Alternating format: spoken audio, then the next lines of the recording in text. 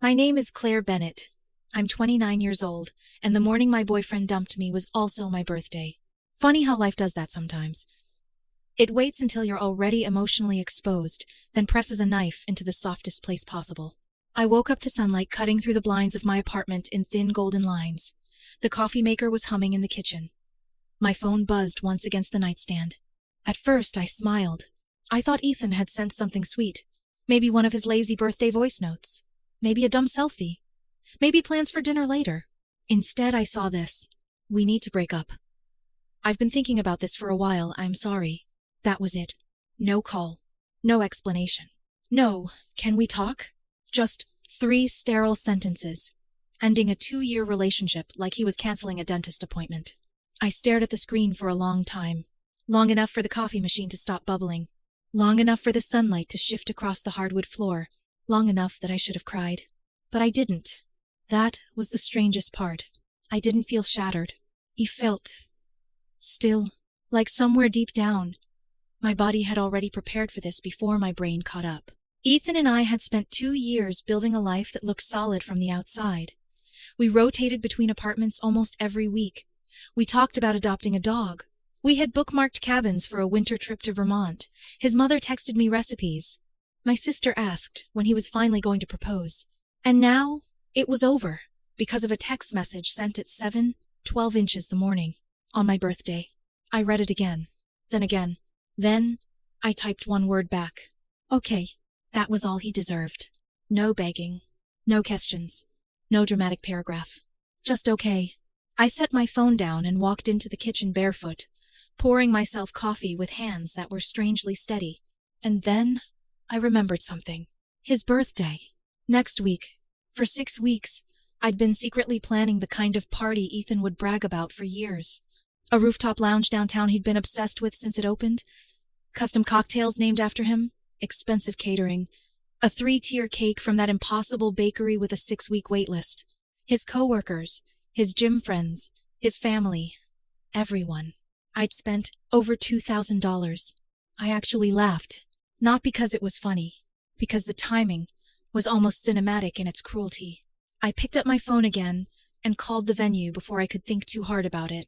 The coordinator answered cheerfully. Good morning, Claire. Finalizing details for next week? Actually, I said calmly, I need to cancel the birthday aspect of the reservation. A pause. Oh no. Is everything all right? My boyfriend dumped me this morning. Silence. Then, softer. On your birthday? Yeah. Oh my God. I leaned against the kitchen counter, staring out the window at the city below. The deposit's non-refundable, right? I'm really sorry. The venue fee already processed. $1,500 gone. Weirdly, I didn't care. What hurt more was realizing Ethan had probably been planning this breakup while I was arranging cocktail menus with his name printed in gold lettering. After hanging up, I started texting the guest list. Party canceled.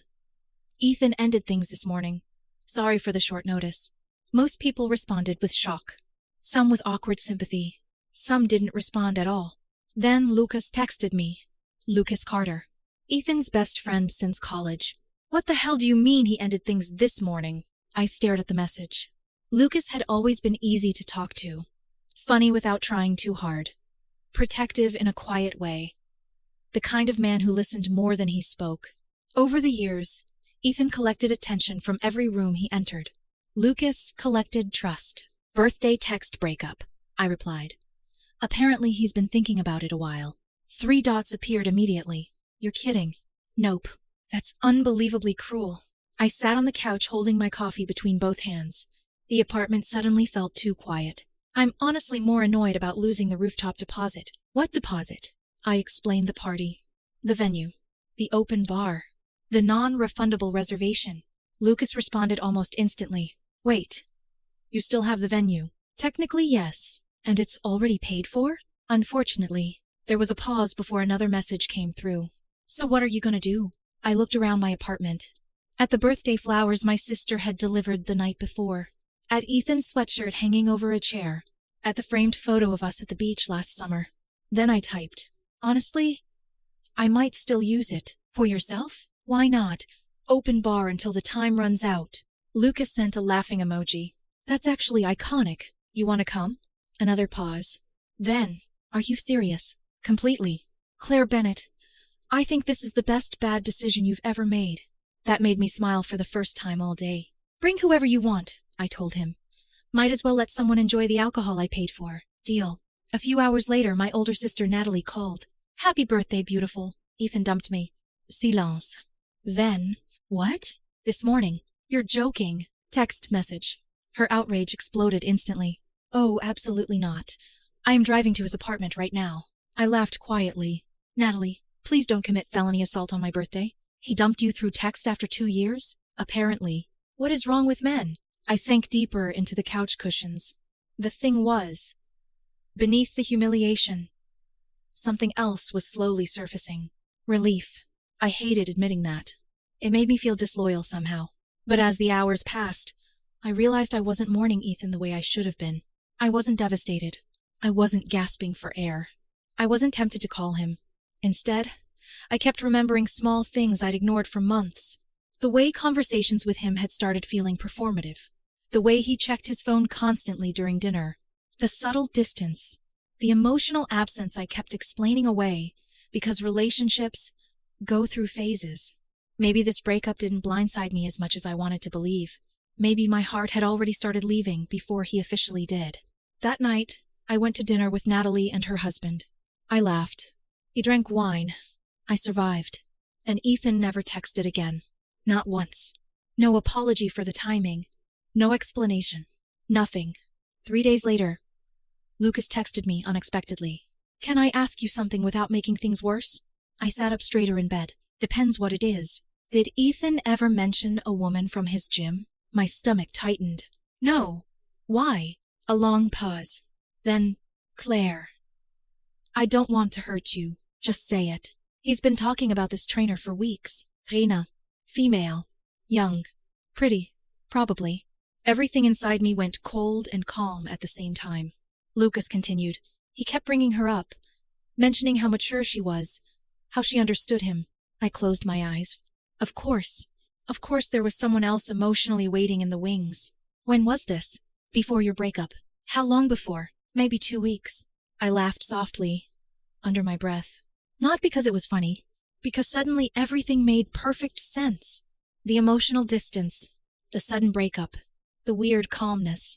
Ethan had already emotionally left the relationship while I was still ordering custom cocktail napkins for his birthday. I'm sorry, Lucas said. For what? For him being an idiot. I didn't respond right away. Then finally, thanks for telling me. The rooftop party arrived the following Friday. I almost canceled the whole thing twice. But when I walked into the rooftop lounge and saw the skyline glowing behind the glass walls, something inside me shifted. This wasn't Ethan's party anymore. It was mine. Lucas showed up first. Dark, button-down shirt. Hands in his pockets. Warm, steady smile. You actually did it? He said. I figured emotional breakdowns are better with expensive cocktails. That's the healthiest thing anyone's ever said. I laughed. And for the first time all week, it felt real. Not forced. Not survival. Real. More people arrived. Natalie and her husband. Lucas's co-workers. A few mutual friends who quietly admitted they thought Ethan's breakup text was cruel. Music filled the rooftop. Drinks flowed. And slowly, unbelievably, I started having fun. Actual fun. About 2 hours into the night, Lucas looked down at his buzzing phone. Then he winced. Oh no. What? He turned the screen toward me. Ethan. Calling repeatedly. Text after text. Why are you there? Is this some kind of joke? That's my party. Someone had posted a story from the rooftop and tagged the location. He knew. Lucas looked at me carefully. You want me to answer? I took a sip of my drink, then smiled slowly. Put him on speaker, Lucas answered while leaning casually against the rooftop railing. Hey man. Ethan's voice exploded through the speaker instantly. What the hell is going on? The music around us softened into background noise, as a few nearby people started pretending not to listen. Lucas stayed calm. We're having drinks. At my party? I almost laughed at the word my. Lucas glanced sideways at me before answering. You mean the party Claire planned and paid for? That was for me. And then you dumped her on her birthday, Lucas replied evenly. So plans changed. There was a sharp silence on the other end. I could practically hear Ethan trying to regain control of the situation. You seriously went anyway? He snapped. That's insane. I finally stepped closer. Hey, Ethan. Another silence. Then his tone shifted immediately. Claire. Funny how hearing my voice suddenly made him sound less angry and more cautious. You're there too? I raised an eyebrow at Lucas, mouthing, Really? Lucas bit back a grin. No, I said flatly. I rented out a rooftop venue for strangers. That's not what I meant. Then what did you mean? He hesitated. And in that hesitation, I heard it clearly. He thought I'd be home crying. He thought I'd spend the night devastated, while he enjoyed the satisfaction of being missed. Instead, I was laughing under string lights with his friends drinking overpriced cocktails I paid for myself. That bothered him. A lot. You're really doing this right now? He asked. I looked around the rooftop. The skyline shimmered beyond the glass panels. Someone behind us was arguing passionately about whether pineapple belonged on pizza. Natalie was teaching one of Lucas's co-workers how to properly insult people from New Jersey. It was warm, Eossi, alive, and somehow better than every version of this night I'd imagined while planning Ethan's birthday. I'm having a good time, actually, I said honestly. That's unbelievable. No, Lucas cut in quietly. What's unbelievable is dumping someone through text after 2 years. Ethan ignored him. Claire, can we talk privately? I let out a small laugh. Now you want privacy? Come on. No, you come on. You ended a 2-year relationship with 3 sentences before breakfast. His voice tightened. I didn't want to drag things out. Translation, he didn't want to deal with emotions. Classic Ethan. I used to admire how logical he was during conflict. Eventually I realized he just avoided discomfort at all costs. Lucas took a sip of his drink beside me, staying silent now, but his presence felt grounding. Ethan noticed it too. Why is Lucas even there? Lucas answered before I could. Because Claire invited me. You're my best friend, and she's the person you humiliated. The silence that followed was colder this time. Then Ethan laughed once, under his breath. Disbelieving. So that's what this is? I frowned. What's that supposed to mean? You two hanging out already? There it was. Not guilt. Not regret. Possession. As if I was still somehow his territory, despite the fact that he threw me away 4 days earlier. Lucas straightened beside me. Careful. No, seriously, Ethan continued. You guys are moving pretty fast. I folded my arms. You dumped me. That doesn't mean. It literally means exactly that. A couple people nearby tried, and failed not to stare. Ethan lowered his voice slightly. Claire, I think you're doing this to hurt me. That almost made me choke on my drink. Hurt you? Yes. I stared out at the city lights for a moment before answering. You know what hurts, Ethan? Spending 6 weeks planning something special for someone who's already emotionally halfway out the door. Silence. Tiny, but revealing. I noticed it immediately. Lucas noticed it too. And suddenly I knew. There absolutely was someone else. Maybe not physically. Maybe not officially. But emotionally? He'd already replaced me before he sent that text. My chest tightened not from heartbreak this time, but humiliation. How long? I asked quietly. What? The gym trainer. Dead silence. Beside me, Lucas slowly looked away, like he regretted ever mentioning her name. Ethan's voice sharpened. Who told you about that? Interesting. Not denial. Not confusion. Just anger that I knew. I laughed softly. Oh my God, Claire, you really did throw away 2 years because some 24-year-old flirted with you at the gym. It wasn't like that. Then explain it. Another pause. A long one. And suddenly I remembered every moment over the past few months where he'd seemed distracted while I talked. Every dinner where he checked his phone face down. Every time I asked if something was wrong and he told me I was imagining things. I wasn't imagining them. I was just inconveniently perceptive. She made me realize things, he said finally. I blinked. You cannot possibly think that sentence makes you sound profound. Lucas snorted into his drink. Ethan ignored him. We were already drifting apart. No, I said quietly. You were drifting apart. I was still trying. That landed. I heard it in the silence. Because it was true. I remembered researching birthday venues, while Ethan sat beside me texting someone and smiling at his screen. I remembered asking him if he was happy lately. I remembered him kissing my forehead and saying, You worry too much. The anger arrived slowly after that realization. Not explosive anger. The dangerous kind. The calm kind. You know what the worst part is? I asked. What? You could have just been honest. He exhaled sharply. It's complicated. No, it isn't.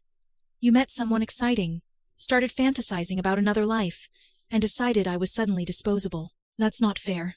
Neither was ending our relationship by text on my birthday. Lucas quietly took the phone from me then. Man, he said, voice low and disappointed. I defended you for years, through every stupid decision. But this was cruel. Ethan sounded stunned. You're seriously taking her side? There isn't a side. There's just reality. You don't understand our relationship. Lucas glanced at me briefly. I understand enough. Then he hung up. Just like that. No dramatic ending. No screaming. Only silence after the call disconnected. For a moment, neither of us spoke. Then Lucas muttered, Well, that was horrifying. I laughed so hard I nearly spilled my drink. Real laughter. The kind that escapes before you can stop it. And suddenly everyone around us relaxed too. The tension dissolved. Music swelled again. Conversations resumed. Life moved forward. Just like that. Later that night, after most people had left, the rooftop became quiet. The city below glowed silver and gold beneath the summer sky. Lucas and I sat near the railing with half-finished drinks between us. I'm sorry, he said eventually. For what? For telling you about the gym trainer tonight. You didn't ruin anything. I stared out at the skyline. He already ruined it. Lucas nodded slowly. Then, after a pause, For what it's worth, I always thought you deserved better. I turned toward him. There was no flirtation in his expression. No manipulation. Just honesty. That somehow made it hit harder. You know what's embarrassing? I admitted softly. What? I think part of me already knew. His brow furrowed slightly. You knew? Not consciously. But I exhaled. Relationships don't collapse overnight like that. Something had been missing for a while. The wind lifted strands of my hair across my face. Lucas watched me carefully. You still defending him? I thought about it, then shook my head. No, I said quietly. I think I'm finally stopping. Something shifted between us then. Subtle, dangerous. Not because it was inappropriate, because it felt natural. Too natural. Lucas leaned back in his chair. You know what's weird? What? You seem happier tonight than you did at Ethan's birthday last year. I stared at him, then burst out laughing again because he was absolutely right. Last year, I'd spent half the party chasing Ethan around while he entertained everyone else. Tonight, nobody was demanding emotional labor from me. Nobody was making me compete for attention inside my own relationship. I felt light. Lucas smiled, watching me laugh, and for one brief second, the air between us changed completely. Not friendship, not yet romance, but possibility? Real, undeniable possibility. It scared me enough that I looked away first. Around midnight, the rooftop staff started stacking chairs. Lucas walked me downstairs to the parking garage. The city air was warm against my skin. This turned out okay, he said, shockingly. Honestly, he shoved his hands into his pockets. Best party Ethan's ever had. I laughed again.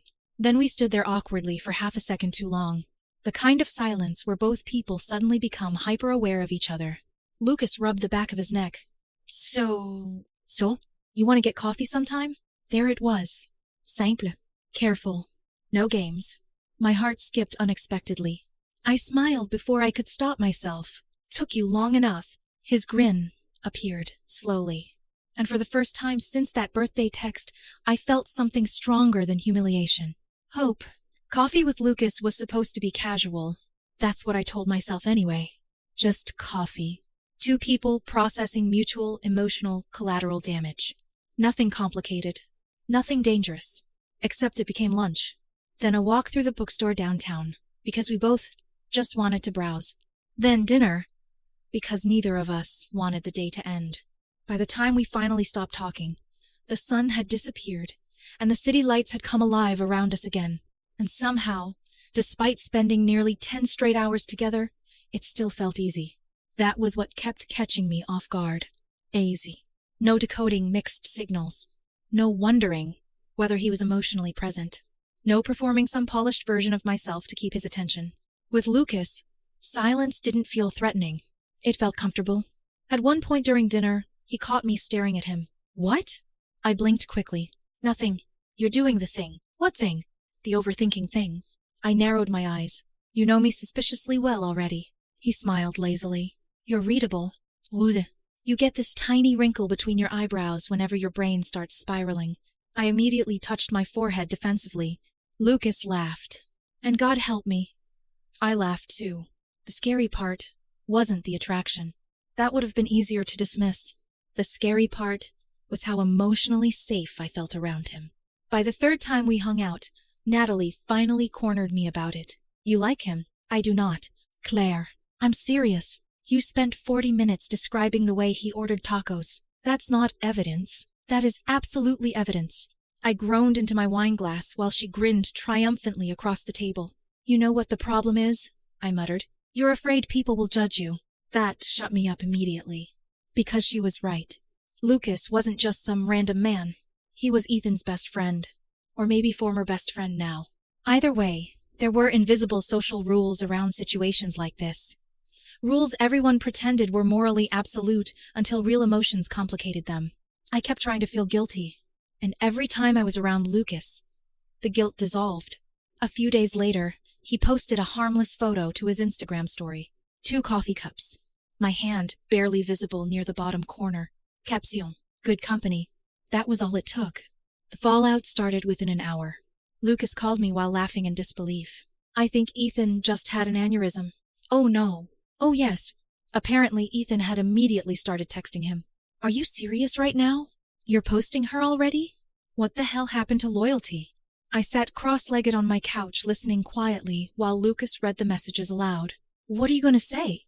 I asked. Honestly? Yeah? Nothing. I smiled. That might upset him more. That's the goal. But Ethan didn't stop there.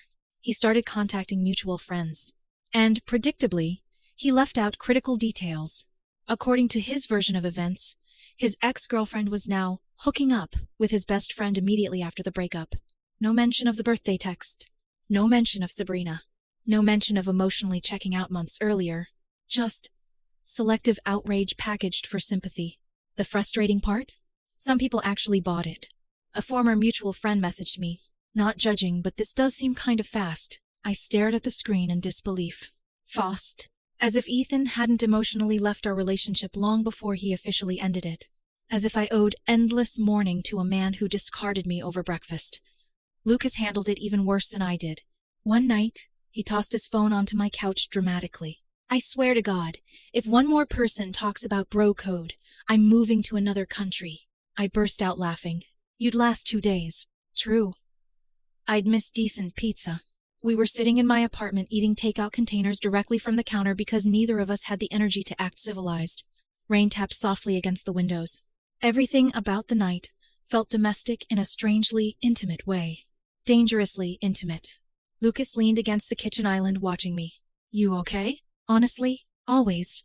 I exhaled slowly. I think part of me's still waiting for the guilt to show up. Has it? No. Then maybe that means something. I looked down at my food. Or maybe we're both terrible people. Lucas barked out a laugh. Claire, your ex emotionally cheated on you, dumped you by text on your birthday, and got mad when you didn't collapse dramatically enough afterward. When you summarize it like that, it sounds insane because it is insane. I smiled despite myself. Then there was a knock at the door. Not a normal knock. Aggressive. Sharp. Lucas and I looked at each other immediately. Another pounding hit the door. My stomach dropped. No way. Lucas stood carefully. You think it's him? But somehow, I already knew. I walked to the peephole. And there Ethan stood in the hallway looking furious. Wonderful. I closed my eyes briefly. Claire? Lucas asked quietly. He's here. Lucas muttered something under his breath that was probably illegal in several states. The pounding came again. Claire, open the door. I almost ignored him. I should have ignored him. But anger and curiosity are a dangerous combination. So I unlocked the door halfway without removing the security chain. Ethan stood there soaked from the rain, jaw tight, eyes blazing. For one brief second, I saw the version of him I used to love. Then he opened his mouth. You're really doing this. And just like that, the feeling disappeared. Doing what exactly? You and Lucas. I folded my arms. What about us? His eyes flicked past me into the apartment. Lucas appeared in the hallway behind me, calmly holding a bottle of water, like this was somehow a normal Tuesday night. Ethan's face darkened instantly. "You're actually here." Lucas raised an eyebrow. "Congratulations. Your eyesight works. This is messed up." I laughed softly in disbelief. "There it is." "What?" "The part where you somehow make yourself the victim." Ethan dragged a hand through his wet hair. "You moved on in like 3 weeks. You broke up with me. That doesn't mean you date my best friend." Lucas crossed his arms. "You don't own either of us." Ethan ignored him completely. Classic. Whenever conflict happened, Ethan always treated other people's emotions like inconvenient background noise. His focus stayed locked on whatever affected him personally. "You know what everybody's saying?" he asked me. I almost smiled. "There's the real problem." His jaw tightened. "You don't even care?" "No," I said honestly. "I don't think I do anymore." That clearly wasn't the answer he expected. Because Ethan didn't actually want me happy. He wanted me heartbroken. There's a difference. "You're unbelievable," he muttered. "No," Lucas said quietly behind me. "She's healing." Ethan finally snapped toward him. "You stay out of this." Lucas let out a disbelieving laugh. "You showed up at her apartment. She's my ex. And whose fault is that?" The hallway fell silent. Rain hammered against the building outside. Ethan looked back at me then. Really looked at me.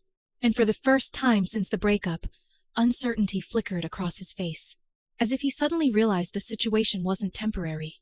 I wasn't waiting for him anymore. "Claire," he said softer now, "you can't honestly tell me this is real." I stared at him for a long moment, then answered truthfully, "I think this is the healthiest thing I've felt in a very long time." That hit him harder than yelling would have. You could see it. Because deep down, Ethan knew exactly what kind of boyfriend he'd become during our final months together. Emotionally absent, restless, self-absorbed. Lucas stepped closer beside me, not possessive, not performative, just present. And somehow that quiet support made Ethan look even more alone. His voice sharpened again. "So what? You're just replacing me?" "No," I said calmly. "You replaced me first." Silence. Direct hit. His face flushed immediately. "I didn't cheat on you. Physically?" I asked.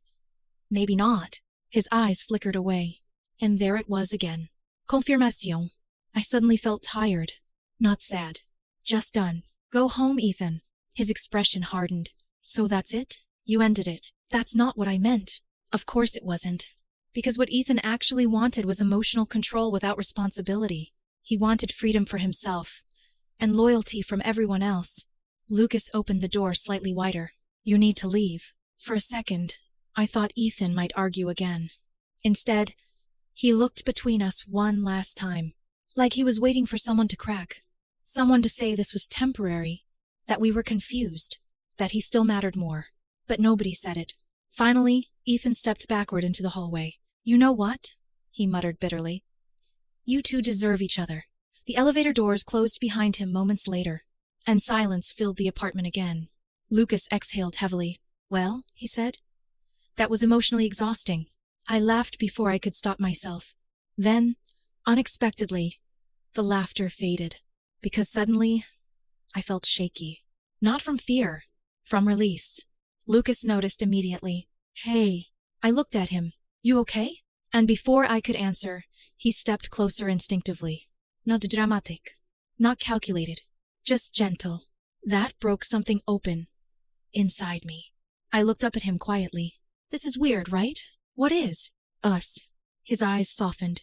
"Does it feel wrong to you?" I thought about it honestly. About Ethan. About the breakup. About the week since. About how peaceful I felt sitting beside Lucas compared to how emotionally lonely I'd felt near the end with Ethan. Then, I shook my head. "No." Lucas smiled faintly. "Good." And then he kissed me. Soft. Careful. Certain. Not like fireworks. Something better. Like finally exhaling after holding my breath for months. The strange thing about finally being in a healthy relationship is that at first, it almost feels boring. Not bad boring. Safe boring. No emotional guessing games. No silent punishments. No wondering whether one wrong sentence would suddenly make the other person withdraw affection for 3 days. With Lucas, everything was steady. And after Ethan, steady felt revolutionary. About a week after he kissed me in my apartment, we officially became a couple. No dramatic speech. No, what are we? Fight. We were eating fries in his car after a concert when he casually reached over and intertwined his fingers with mine. You know, he said, staring ahead through the windshield. I'm probably supposed to formally ask you to be my girlfriend. I smiled. Probably. You want to make this official? Thought it already was. His grin spread slowly. Good answer. So that was that. Simple. Healthy. Real? A few days later, Lucas posted a photo of us together online. Nothing excessive. Just the two of us sitting close together at the concert, laughing about something off camera. But the relationship was obvious. And Ethan completely lost his mind. It started with vague social media posts. Long dramatic paragraphs about betrayal, fake friends, trust, how the people closest to you hurt you the deepest. He never used our names. He didn't need to. Everyone knew. At first, the sympathy flooded in. You deserve better. Can't believe they'd do that. Some people are heartless. But then something interesting happened. People started asking questions. Simpleones. Wait, didn't you break up with her? How long after the breakup did they start dating? What actually happened? And Ethan had a problem. Because the truth made him look terrible. He couldn't explain the situation honestly without admitting he emotionally abandoned his girlfriend for a younger woman at the gym before dumping her by text on her birthday. So instead, his posts became increasingly vague and defensive. Eventually, people lost interest. Drama without details has a short shelf life. One afternoon, my phone rang from an unfamiliar number. Normally, I wouldn't answer. Something told me to anyway. Hello, Claire? I immediately recognized the voice. Diane Cole, Ethan's mother. I sat upright on my couch in surprise. Hi, Diane. There was a pause before she spoke again. I heard what happened. Ah, that. I rubbed my forehead slowly. I'm guessing you heard several versions. I did. And then I spoke to Lucas. I blinked. Interesting. Diane sighed softly into the phone. Claire, I owe you an apology. My chest tightened unexpectedly. You didn't do anything. No, but my son did. I didn't know what to say to that. Outside my apartment window, traffic rolled slowly through the rainy afternoon. Diane continued quietly. Breaking up with you wasn't necessarily wrong if his feelings changed, but the way he handled it. Her voice sharpened slightly. Cruel. Something inside me loosened hearing someone else finally say it aloud. Cruel. Not messy. Not complicated. Cruel. I cared about you very much, Diane said softly. You were good to him. Emotion rose unexpectedly in my throat. That means a lot. You supported him through everything. When his father was sick. When work stressed him out. You were patient in ways he took for granted. I stared silently at the rain sliding down the windows. Because she was right. I had loved Ethan loyally. Even near the end. When loving him started feeling lonely. Diane hesitated. The woman he's with now? Sabrina, you know her name. Unfortunately, Diane let out a dry sigh. I won't insult her. But I will say this. Ethan has always confused excitement with happiness.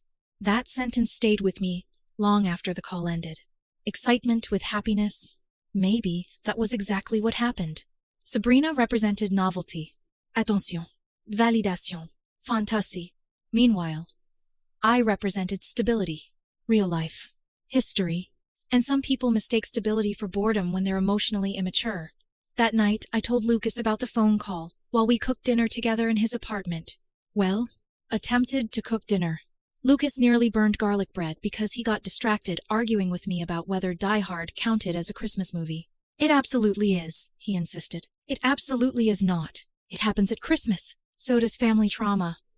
That doesn't make therapy a holiday tradition. He stared at me in disbelief. How are you this funny while being objectively wrong? I laughed while stealing shredded cheese from the cutting board. Domesticity with Lucas felt strangely intimate in ways grand romantic gestures never had with Ethan. Little things. Shared glances. Inside jokes.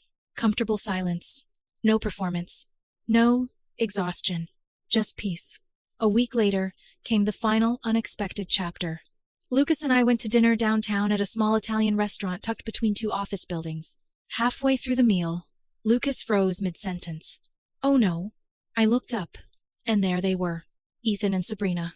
Of course, because apparently the universe enjoyed unnecessary emotional stress. Sabrina was beautiful in the aggressively curated way Instagram influencers usually are. Perfect hair, perfect makeup, perfect body. She looked like the kind of woman who knew her angles better than her own personality. Ethan saw us immediately. His expression shifted so quickly it almost gave me whiplash. Shock, anger, embarrassment, then forced indifference. Sabrina followed his gaze. Her smile faded slightly. Interesting. So she knew exactly who I was. Lucas reached for my hand under the table automatically. You okay? Honestly, I was. More than okay. Because for the first time, seeing Ethan didn't feel like being punched in the chest. It felt like seeing someone from another life. A closed chapter. We don't have to leave, Lucas said quietly. I squeezed his hand gently. I don't want to. So we stayed. And something fascinating happened over the next hour. Ethan kept looking at us. Constantly. Meanwhile, Lucas barely acknowledged they existed. He stayed focused on me. On notre conversation. On making me laugh so hard I nearly choked on pasta at one point. And the harder Ethan tried to appear happy across and 40 apps the restaurant, the more obvious the tension between him and Sabrina became. She checked her phone constantly. He drank too quickly. Neither of them looked relaxed. At one point, Sabrina whispered something sharply enough that Ethan's jaw tightened visibly. Lucas leaned toward me slightly. You know what's ironic? What? He looks more miserable now than he did while dating you. I almost laughed into my wine glass. When dinner ended, Lucas paid the check while I grabbed my coat. And naturally, because life enjoys dramatic timing, Ethan intercepted us outside near the parking lot. Hey. Lucas immediately stiffened beside me. Ethan looked awkward suddenly. Less angry. More uncertain. Can we not do this? I asked tiredly. I just want to talk. Sabrina lingered near the restaurant entrance, scrolling her phone with visible annoyance. Lucas crossed his arms. About what? Ethan ignored him. Again. Classic. His eyes stayed fixed on me. You seem happy. I blinked slowly. I am. That answer visibly hurt him. And for the first time, I understood something clearly. Ethan never expected me to move on successfully. He expected temporary anger, temporary sadness, maybe even temporary dating. But not this. Not peace. Not real happiness without him. He rubbed the back of his neck awkwardly. He exhaled sharply. I thought things would go differently. I stared at him quietly. You mean with Sabrina? His face tightened. Lucas looked away, clearly trying not to smile. Ethan hesitated too long. And honestly, that hesitation told me everything. I felt something strange then. Not victory. Not satisfaction. Just distance. Emotional distance. Like I was finally seeing him clearly without love distorting the picture. I hope you figure yourself out someday, I said softly. His eyes flickered with surprise. Then guilt. Real guilt this time. But it was too late for guilt. Lucas opened the passenger door for me. And as I slid into the car, Ethan said quietly, I really did love you. I looked at him through the open doorway. I know, I said honestly. But eventually you loved attention more. Silence. Direct hit. Lucas got into the driver's seat moments later. Neither of us spoke for almost a full minute after pulling away. Then finally he glanced at me. You okay? I looked out at the city lights passing beyond the window. And smiled. Yeah, I said softly. I think I finally am. Later that night, lying beside Lucas with rain tapping gently against the windows, he brushed his fingers through my hair and asked quietly, When did you know you were truly over him? I thought about it carefully, then answered honestly, the moment he dumped me, and I felt relieved instead of heartbroken. Lucas looked at me for a long second. And when did you start liking me? I smiled against his shoulder. That rooftop party. What about it? You chose honesty over loyalty to someone who was wrong. He kissed my forehead softly. And for the first time in years, love didn't feel like anxiety. It felt like peace. Last I heard, Ethan and Sabrina are still together. They post gym selfies, couple workouts, perfect filtered smiles. Maybe it's real. Maybe it isn't. Honestly, I don't care enough anymore to wonder. Because my life now feels grounded in something stronger than appearances. Something honest. And weirdly enough, the best birthday gift I ever received was the breakup text that finally set me free.